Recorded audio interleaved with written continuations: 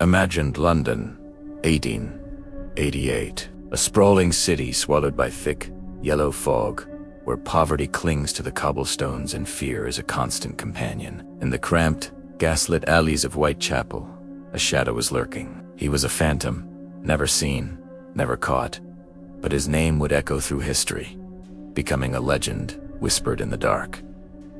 Jack the Ripper. This is the story of 5 women, one merciless killer, and countless theories that continue to haunt us to this day. Who was Jack the Ripper, and how did he vanish into thin air, leaving behind nothing but a legacy of terror? To understand the Ripper, you first have to understand his hunting ground. In the late 19th century, London's East End was a living nightmare. Whitechapel was a district bursting at the seams, overcrowded, filthy, and drowning in poverty. It was a melting pot of Irish and Jewish immigrants, desperate souls, and those who lived on the fringes of society. For many women, sex work was the only way to earn enough for a bed for the night. Crime was rampant, and the police force was stretched to its breaking point. Disease spread like wildfire through the packed lodging houses. For many, a cheap pint of gin was the only escape from the grim reality of their lives.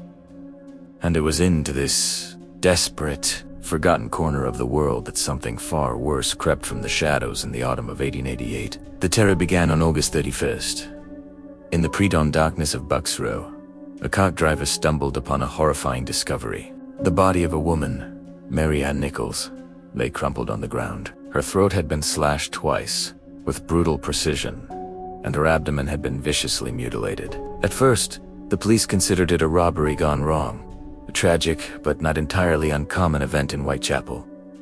But they were wrong. This was only the beginning. Just over a week later, the killer struck again. On September 8th, the body of Annie Chapin was found in the backyard of 29 Hanbury Street. The savagery had escalated. Her body was disemboweled, her uterus and parts of her bladder surgically removed. The city began to panic. This wasn't random violence. It was the work of a monster with a chilling purpose. Then came the night of September 30th, a date that would go down in infamy as the double event.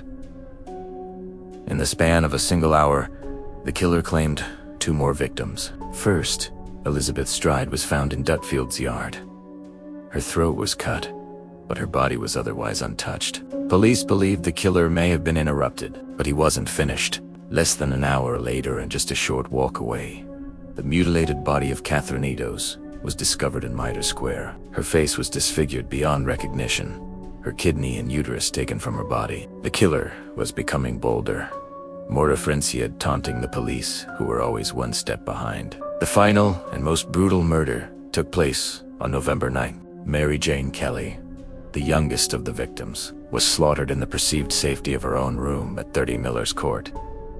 The scene that greeted police was a vision from hell. Her body had been so thoroughly mutilated and dismembered that she was barely identifiable. It was an act of unimaginable rage and cruelty. 5 women, all living on the margins, all murdered within a few blocks of each other. And yet, not a single reliable witness ever saw the killer's face.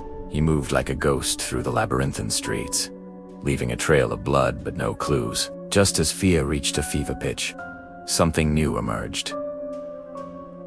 The letters. Newspapers and the police began receiving a flood of taunting notes, supposedly from the killer himself. One, arriving at the Central News Agency, began with the chillingly casual greeting, "Dear Bus."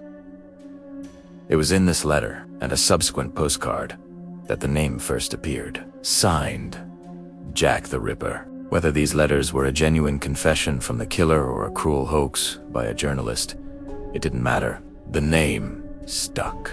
It was catchy, terrifying, and perfect for the sensationalist press of the day. Jack the Ripper was born, transformed from an unknown predator into the world's first media-made serial killer. Another letter, the infamous From Hell letter, was sent to George Lusk, the head of the Whitechapel Vigilance Committee. It was written in what appeared to be red ink, possibly blood, and accompanied by a small box containing half of a human kidney, believed to have been taken from Catherine Eddowes. The Metropolitan Police were thrown into a desperate and chaotic investigation. Led by Inspector Frederick Abelein, they interviewed hundreds of potential witnesses, raided lodging houses, and even attempted to use bloodhounds to track the killer's scent. But the crowded, contaminated streets made it impossible. This was the late 1800s, era before modern forensics. There was no DNA analysis, no fingerprinting database, and no CCTV. The police were armed with little more than shoe leather,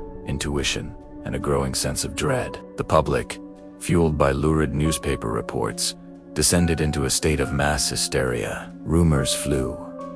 Was the killer a local butcher, skilled with a knife? A foreign sailor, disappearing with the tide? Some even whispered that the killer was a member of the royal family, sparking conspiracy theories that endure to this day. Inspector Aberline and his team chased down dozens of suspects, but every lead turned into a dead end. The Ripper remained a phantom. Over the past century, Ripperologists have named more than 100 potential suspects. A few names, however, always rise to the top of the list. There was Aaron Kosminski, a Polish-Jewish barber who lived in Whitechapel and suffered from severe mental illness. He had a known hatred of women and was committed to an asylum shortly after the murders ceased. Many modern investigators, using controversial DNA analysis from a shawl allegedly found near one of the victims, believe he is the most likely candidate. Then there was Montague John Druitt, a barrister and schoolteacher who mysteriously disappeared after the final murder.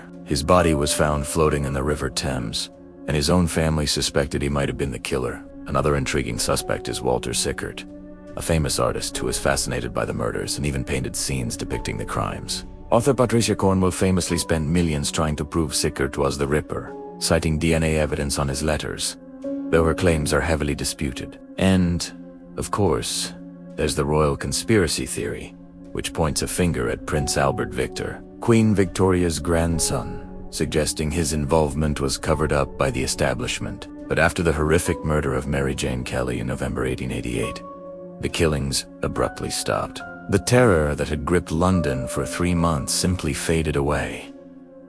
Did Jack the Ripper die? Was he imprisoned for another crime? Or did he simply move on, perhaps continuing his gruesome work in another city, under another name? The mystery of his disappearance is as profound as the mystery of his identity. Jack the Ripper was more than just a murderer.